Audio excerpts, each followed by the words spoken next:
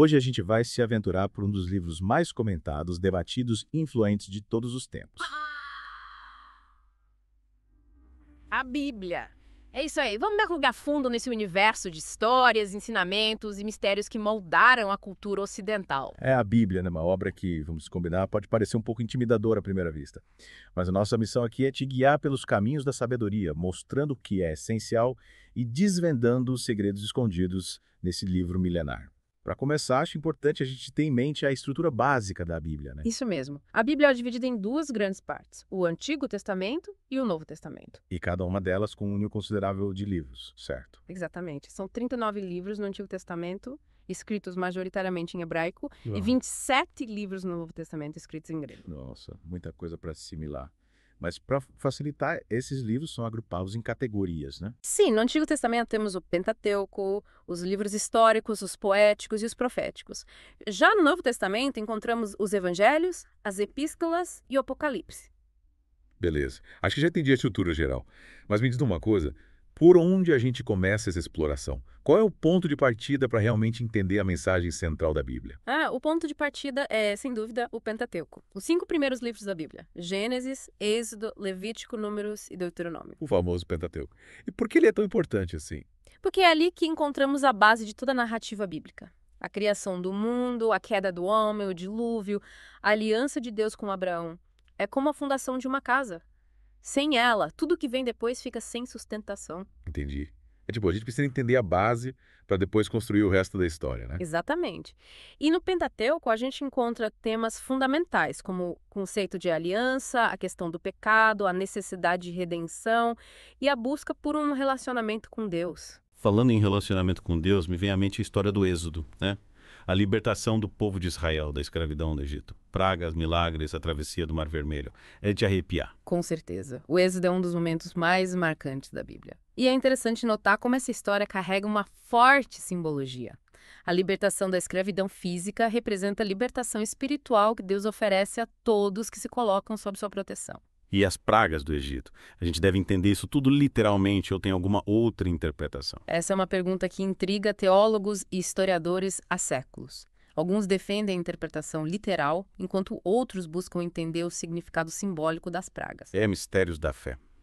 Mas me explica uma coisa, como é que tanta gente conseguiu sobreviver vagando pelo deserto por 40 anos? A logística dessa jornada toda me deixa curioso. Pois é, a sobrevivência no deserto é um dos pontos que mais desafiam nossa lógica. A Bíblia relata que Deus proveu alimento e água milagrosamente durante a travessia, mostrando que, mesmo em situações extremas, a fé e a obediência podem lá nos levar à superação de obstáculos. Que incrível! E no final dessa jornada épica, o povo de Israel recebe os 10 mandamentos, né? Aquelas leis que influenciaram os valores morais e éticos de tantas culturas. Sim, os 10 mandamentos são um marco na história da humanidade. Eles estabelecem princípios de conduta como respeito à vida, à propriedade, à família, como um código de ética universal. É impressionante como esses ensinamentos, escritos há milênios, continuam relevantes nos dias de hoje, né? Com certeza. A Bíblia, em especial o Pentateuco, nos convida a uma constante reflexão sobre nós mesmos, sobre nosso relacionamento com Deus e com o próximo. E aí, pessoal, prontos para mais uma aventura pela Bíblia? Com certeza. Na última parte, a gente explorou o Pentateuco, né? Vimos a criação do mundo, a história de Noé, a aliança de Deus com Abraão. Vimos como o Pentateuco serve como base para toda a narrativa bíblica. Mas agora, vamos dar um salto na história e explorar os livros que narram a trajetória do povo de Israel. Os reis, os profetas, as guerras, os exílios. É muita história para contar. E que histórias! Começando pela conquista da Terra Prometida, a gente vê como a liderança de Josué foi fundamental para unificar as tribos de Israel. E depois de Josué, quem assume o comando?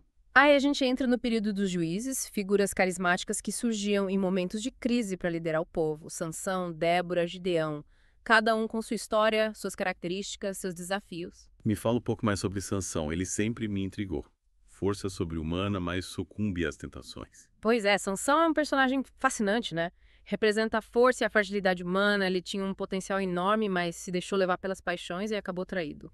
Parece que a força física por si só não é garantia de sucesso. Exatamente. A história de Sansão nos ensina que a verdadeira força vem de Deus e que precisamos ter sabedoria para usar nossos talentos da maneira certa. E depois dos juízes, o que acontece? Aí o povo de Israel decide que quer ter um rei, como as outras nações. É nesse contexto que surge Saul, o primeiro rei de Israel. Mas parece que o reinado de Saul não foi lá muito tranquilo, né? Saul tinha qualidades de liderança, mas se deixou levar pelo orgulho e pela desobediência a Deus, o que acabou levando à sua queda. E aí que entra Davi, né? O famoso pastor de ovelhas que matou o gigante Golias e se tornou o rei mais amado de Israel. Davi era um personagem complexo, cheio de qualidades e defeitos, um guerreiro valente, um líder carismático, um poeta talentoso, mas também cometeu erros graves ao longo da vida. Tipo adultério, assassinato. E mesmo assim, ele é considerado homem segundo o coração de Deus. A Bíblia não esconde as falhas dos seus personagens, mesmo os mais importantes. Davi se arrependeu de seus pecados e buscou o perdão de Deus, e é essa busca por redenção que o torna um exemplo para nós. Entendi. Então, a história de Davi nos mostra que todos nós somos humanos, sujeitos a erros e tentações. Mas o importante é reconhecer nossos erros, buscar o perdão e seguir em frente. Exatamente, e a história de Davi não termina aí. Ele teve um filho, Salomão, que herdou o trono e se tornou conhecido por sua sabedoria. Salomão, o rei que construiu o famoso Templo de Jerusalém. Isso mesmo. Salomão, no início do seu reinado, buscou a sabedoria de Deus para governar com justiça e prosperidade. E Deus o abençoou com riquezas, poder e fama. Mas parece que Salomão também se perdeu ao longo do caminho, né? Infelizmente, sim. A riqueza e o poder corromperam o coração de Salomão. Ele se desviou dos caminhos de Deus, se envolveu com idolatria e acabou dividindo o reino. A história de Salomão nos mostra como é importante mantermos o foco em Deus, mesmo quando alcançamos sucesso e prosperidade. Com certeza. E é nesse contexto de crise e divisão que surgem os profetas, figuras importantes que Deus enviava para alertar o povo sobre a necessidade de arrependimento e mudança de vida. Os profetas, Isaías, Jeremias, Ezequiel, isso tinha uma mensagem forte, né? Sim, eles denunciavam a injustiça social, a idolatria, a corrupção e chamavam o povo de volta para os caminhos de Deus. Eram como a consciência da nação, né? Confrontando os poderosos, anunciando a esperança de um futuro melhor. Exatamente. Cada profeta tinha seu estilo próprio, sua forma de transmitir a mensagem de Deus, mas todos convergiam para um ponto central: a necessidade de justiça, compaixão e fidelidade a Deus. E essa mensagem, proclamada há tanto tempo, ainda é relevante para a gente hoje em dia. Com certeza. Os profetas nos desafiam a questionar as estruturas de poder, a lutar contra a opressão, a buscar a paz e a reconciliação. Seus ensinamentos são atemporais e universais. É incrível como a Bíblia, mesmo sendo um livro tão antigo, continua nos falando de forma tão profunda e atual. Pois é. E essa jornada pelo Antigo Testamento nos prepara para entender a grande virada na história da humanidade, a vinda de Jesus Cristo. Chegamos à última parte do nosso mergulho, pessoal. E depois de explorar o Antigo Testamento com suas histórias, leis e profecias, a gente chega ao Novo Testamento, a Era da Graça e da Redenção. É isso aí. E o ponto de partida para entender essa nova era são os evangelhos. Os evangelhos, né? Os relatos da vida, ensinamentos, morte e ressurreição de Jesus. É como ter acesso a um registro histórico da época, mas com uma dimensão espiritual que vai muito além dos fatos. Exatamente. E o mais interessante é que temos 4 evangelhos, cada um com uma perspectiva única sobre Jesus. 4:1. Mas por quê? Não podia ser só um. Porque cada um dos autores, Mateus, Marcos, Lucas e João, tinha um propósito específico ao escrever seu evangelho. Eles queriam destacar diferentes aspectos da vida e da mensagem de Jesus. Entendi. É como se cada evangelho nos oferecesse uma peça do quebra-cabeça para a gente montar a imagem completa de Jesus. É uma ótima analogia. Mateus, por exemplo, escreve para um público judeu, mostrando como Jesus cumpre as profecias do Antigo Testamento. Ah, então Mateus queria mostrar que Jesus era o Messias que o povo judeu esperava, né? Isso mesmo. Já Marcos, por outro lado, destaca a ação e o poder de Jesus, apresentando como um servo sofredor que veio para servir e não para ser servido. Interessante. Cada evangelho com seu estilo, seu público, sua mensagem. E Lucas? Ele era médico, né? Sim, Lucas era médico e escreve com uma atenção especial aos detalhes e à compaixão de Jesus, mostrando como um amigo dos pobres e marginalizados. Legal. E João, o que ele destaca? João, conhecido como o discípulo amado, apresenta uma visão mais teológica e mística de Jesus, enfatizando sua divindade e a sua relação íntima com Deus Pai. Nossa, quanta riqueza nos evangelhos, cada um com um jeito de retratar Jesus, mas todos convergindo para um ponto central, o reconhecimento de que ele é o Filho de Deus, que veio ao mundo para nos salvar. Exatamente. E essa mensagem de salvação é o coração do cristianismo. A morte e a ressurreição de Jesus nos libertam do pecado e nos abrem as portas para uma nova vida. Uma vida reconciliada com Deus, né? Depois da ressurreição de Jesus, o que acontece? Aí a gente entra no livro de Atos dos Apóstolos, que relata a expansão do cristianismo a partir de Jerusalém com a pregação dos apóstolos. Ah, entendi. A história é que uma mensagem de Jesus se espalhou pelo mundo, né? Isso mesmo. E no meio dessa jornada surgem as cartas, as epístolas escritas pelos apóstolos para orientar as comunidades cristãs. As epístolas. É tipo um manual de instruções para a vida cristã, né? É uma boa forma de ver. Elas abordam temas como fé, amor, esperança, perdão.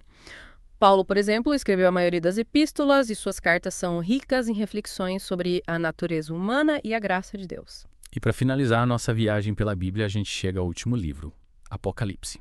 O Apocalipse, um livro cheio de simbolismo, mistério e visões do futuro. Sempre me intriguei com as imagens e profecias do Apocalipse. Parece um quebra-cabeça gigante. É verdade. O Apocalipse nos apresenta um futuro incerto, com guerras, catástrofes, mas também com a promessa da vitória final de Deus sobre o mal. Então, mesmo em meio ao caos, o Apocalipse nos traz uma mensagem de esperança, né? Sim.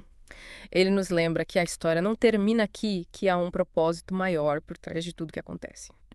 A Bíblia, do Gênesis ao Apocalipse, nos conta uma história incrível de amor, redenção e esperança.